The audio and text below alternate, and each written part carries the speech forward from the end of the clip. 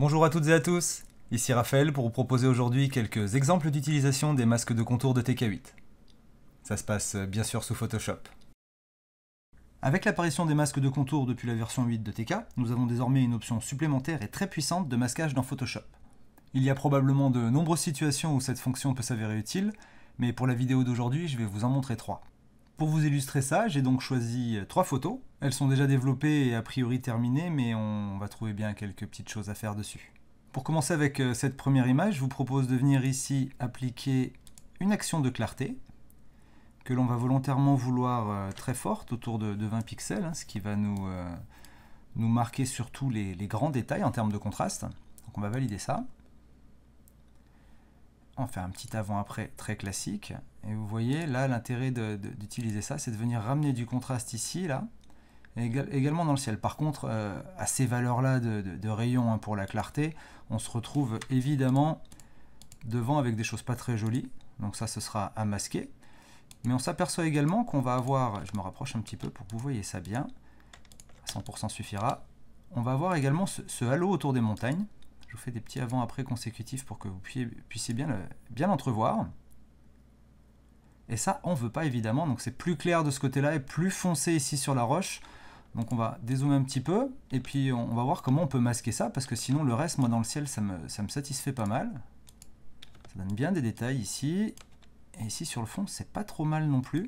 Par évidemment quelques halos aussi, mais qu'on va traiter avec un masquage de contour. Donc comment ça se présente ? On vient ici dans TK8, on sélectionne le masque de contour. Donc là, il nous le génère. On a dedans de quoi le dilater, le contracter, l'inverser et le flouter avec un flou gaussien tout bête. Plus tous les autres outils ici de modification qu'on a dans le TK8 multimasque, bien sûr. Et ça, c'est les options de sortie. Dans le cas présent, on voudrait masquer les halos qui ont été produits par cette clarté avec cette valeur très forte de 20 pixels de rayon. Donc ce qu'on va commencer par faire, c'est venir lui donner, à l'aide de la fonction maximum, mais ici d'étendre ses contours. Donc on va mettre 20 pixels, on va même mettre 25 pixels, afin d'être sûr de passer tout ça. On le laisse mouliner. Hop, on va également lui mettre un petit flou gaussien histoire d'adoucir cette transition-là, qu'on n'ait pas de vilaines marques ou des cassures disgracieuses qui n'arrangeraient pas le cas de notre halo ici. Je vais inverser ici notre masque, parce qu'on cherche à cacher. Donc là, on a ciblé, on l'inverse bien, et on vient l'appliquer au calque du dessous, donc la clarté. Et je reviens afficher ici la clarté. On s'approche un petit peu pour faire un petit avant-après. Donc on n'a aucun problème, on maintient ce détail-là dans le ciel. On le maintient ici, ce contraste aussi sur le fond. Par contre, ça vient plus s'appliquer ici sur la roche, évidemment, avec un masque comme celui-ci, on cache tout ça. Et on a bien tous ces halos qui sont ici cachés. Et ce que je peux faire également, c'est vous montrer si on n'avait pas ce masque-là sur notre clarté. Et vous voyez bien cet effet tout caca là qu'on a enlevé en quelques clics. Alors je vous accorde volontiers que utiliser la clarté avec ces valeurs-là pour obtenir un peu de contraste dans le ciel et au fond, c'est vraiment pas la façon la plus élégante et la plus académique d'obtenir ces contrastes finalement. Mais ça avait pour intérêt quand même de vous montrer ces halos et comment on pouvait s'en affranchir assez rapidement à l'aide de ces masques de contour. Donc je vous propose de passer à la seconde image tout de suite. Pour cet exemple, on va zoomer ici très près dans l'image, sur une zone assez significative comme celle-ci, peut-être même me mettre à 200% dans un premier temps pour vous montrer le problème que je vais essayer de corriger. Il s'agit, si vous voulez, de ce grain, ce bruit que j'ai obtenu, j'imagine, en traitant un petit peu trop, ou en remontant probablement un petit peu trop, je dirais, les basses lumières.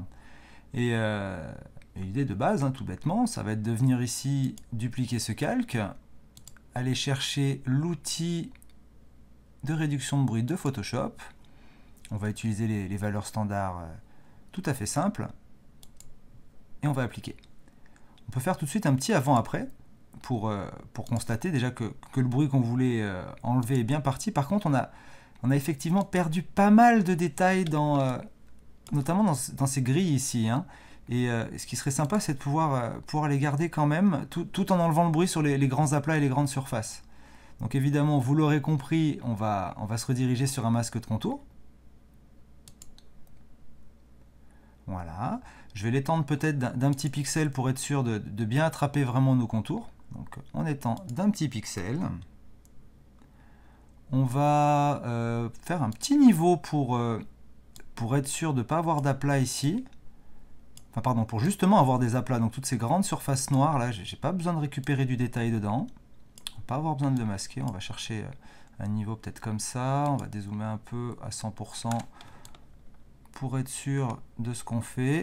Ça me semble pas mal et ça attrape bien les grilles ici. Hein. Ça c'est important pour ce qu'on veut faire. Et par acquis de conscience, on va quand même lui mettre un petit pixel de flou gaussien pour adoucir le masque. On l'inverse,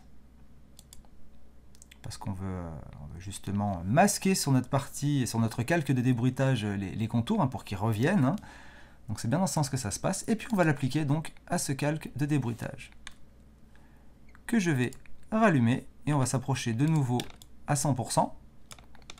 Donc si je fais des petits avant-après ici, on a bien débruité, pas de souci. On a bien maintenu le détail dans le grillage, mais si je montre sans le masque, ouais, on va vraiment voir la différence ici. Donc je pense que même largement à 100%, on devrait pouvoir le voir. Ouais, c'est très manifeste là, c'est-à-dire que on a vraiment gagné le débruitage tout en maintenant un maximum de netteté sur tout ce qui est contour. Sur cet exemple, pour le coup, on est vraiment sur une solution super adaptée et à vrai dire, je ne suis pas sûr d'en connaître d'autres qui nous fournissent d'aussi bons résultats. Mais si vous n'êtes toujours pas convaincu, on va quand même jeter un petit coup d'œil à la photo suivante qui est un peu la... On va faire un petit peu la même chose si vous voulez. C'est-à-dire qu'au lieu de faire un débruitage, on va au contraire apporter de la netteté avec l'accentuation. Comme pour le cas précédent, j'espère qu'ici aussi vous serez en mesure de le voir sur vos écrans. On va quand même s'approcher à 100%. Donc on a une image ici qui est plutôt pas mal définie, que je voulais douce, que je vais peut-être revoir d'ailleurs, mais que je voulais douce avec cette belle lumière rasante de ce lever de soleil, bien froide, mais je me dis qu'on pourrait encore, vu qu'on a cette belle texture dans la neige, hein, qu'on pourrait encore accentuer tout ça. Donc on va, comme son nom l'indique, utiliser l'outil d'accentuation. Je vais rester comme ça peut-être par ici, histoire d'avoir quelque chose de significatif à regarder. Et je vais donc dupliquer ce calque. Toujours Photoshop, filtre, renforcement, accentuation. On va prendre des valeurs très agressives. Gain à 200%, rayon de 2 pixels. Retenez le rayon à 2 pixels, c'est important. On applique ça. Donc là, évidemment, si on fait un avant-après, on a une belle lumière toute douce, avec pas forcément autant de détails dans la neige, et là tout l'inverse, c'est-à-dire très violent, très fort, mais c'est pas un souci, on va corriger ça. Donc je le cache, petit masque de contour, je vais l'étendre ici de 2 pixels cette fois, valeur qu'on a utilisée dans notre fonction accentuation de Photoshop. On fait son petit maximum, ok. Et puis, je n'ai pas trop de raison ici d'appliquer un petit flou gaussien. On va juste l'inverser et l'appliquer au calque. Et là, si je fais un avant-après, donc on gagne du détail. Et c'est quand même beaucoup moins violent. Alors, on peut toujours baisser l'opacité, effectivement, pour atténuer l'effet si on le trouve un petit peu fort. C'est pour ça que c'est intéressant de prendre des valeurs fortes au départ. Donc on a ce petit avant-après. Si je vous montre sans le masque...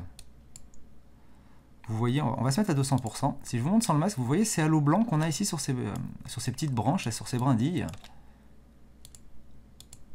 Alors que sans le masque, pardon, avec le masque, hein, mais sans cette protection finalement, on perd tout ça. Donc si je me mets même à 50%, je pense que ça va être visible parce que l'effet est un peu fort. Vous voyez, on n'a aucun intérêt à prendre tout ce détail là qu'il y a sur ces brindilles et sur la glace dans l'eau, hein. Et du coup, si on procède comme ça, on amène quand même de la netteté. Alors là, j'espère qu'à 50%, vous serez en mesure de le voir.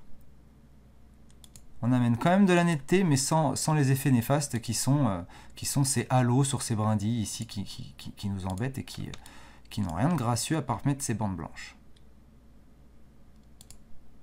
Voici qui conclut ces quelques exemples d'utilisation de masques de contour.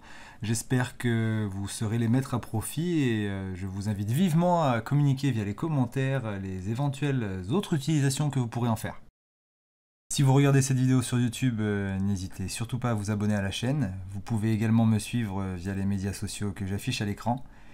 Et avant de partir, je vous laisse comme d'habitude sur ces quelques mots de Tony Kuiper. Meilleurs vœux de belles lumières.